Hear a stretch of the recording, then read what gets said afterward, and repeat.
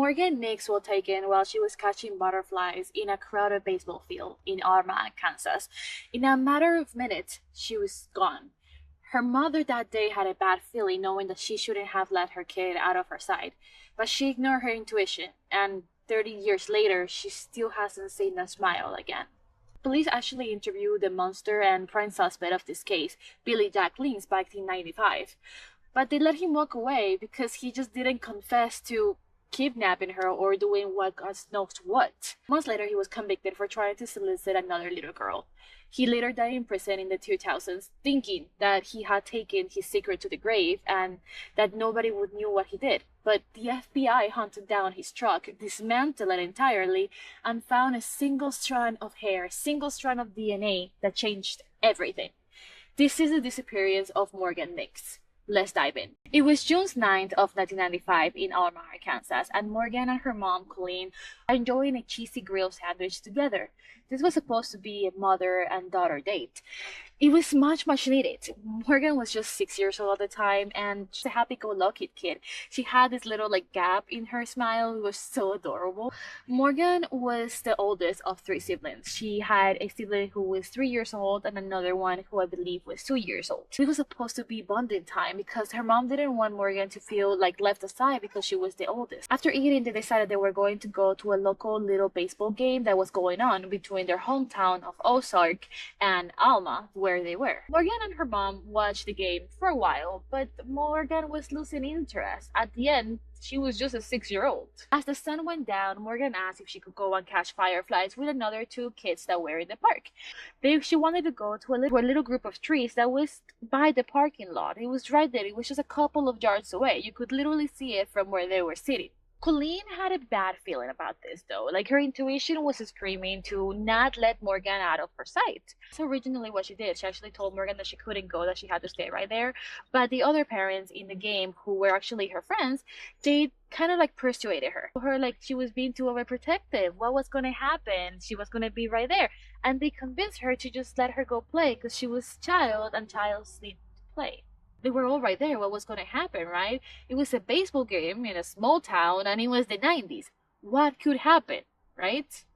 Colleen gave in and she saw how her whole world just kept happily to go and catch fireflies. This decision has haunted Colleen every single day for the last 30 years. At 10:30 p.m., the game ends and the kids come running towards the bleachers. And Colleen realizes that her daughter is now one of the kids who came. So she asked them where she is. They all stated that she is still by the cars and she's taking sand out of her shoes. Colleen looks that way. She can't see anything, but then again, she's tiny. She's 6 years old. So she hurriedly goes towards her car, hoping, begging that when she gets there, her kid is there, just emptied her shoes. When Colleen arrived to her vehicle, Morgan is not there. In the time that it took Colleen to walk from the bleachers to her car, Morgan had vanished. Just think about how fast that has had to happen. Was there somebody who was just standing around waiting for the moment that they could just snatch a kid? Were they waiting for the opportunity that one of them got super distracted, emptied up the sand of their shoes, and took that moment to snatch them into a vehicle? That is freaking terrifying, to think that there was somebody out there just watching these kids with malicious intent. Right away, Colleen contacted the police. She calls the police and they started the investigation. They didn't skip a bit because she was a child. They started talking to every single person who was still at the baseball field at this time. That's where the reports started coming in. Witnesses later described a man who just didn't belong to the park at that moment. It was a white male in mid 30s to 40s, salt and pepper beer. They said that he was leaning against a pickup truck, which was red and with a white camper bag. Multiple people said that he was just creeping. He was creeping around, but it was 1995. The world just felt safer, and nobody intervened. Kids did state that they saw this man talking to Morgan, but there was nothing alarming. So nobody saw different of a weird ass man talking to a little child. This person was identified very early in the investigation.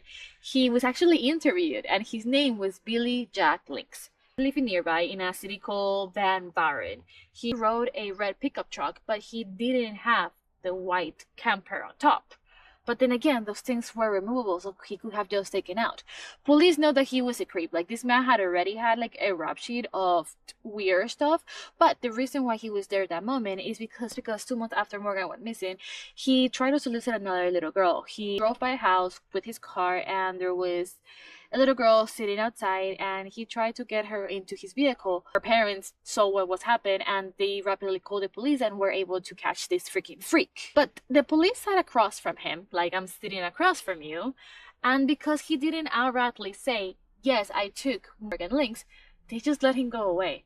They actually marked him as unimportant and unremarkable, so they just threw away that lead and they moved away to something else and just let that freaking trash be. But, well, not really be, because he actually put in jail because of trying to solicit another little girl. Eventually, he died in prison in 2000. And he really thought that he had taken his secret to the grave, that he was the only person that knew the location or what had happened to Morgan. But here is the one thing that he forgot. Remember the truck that I keep repeating about? Well, he sold that truck.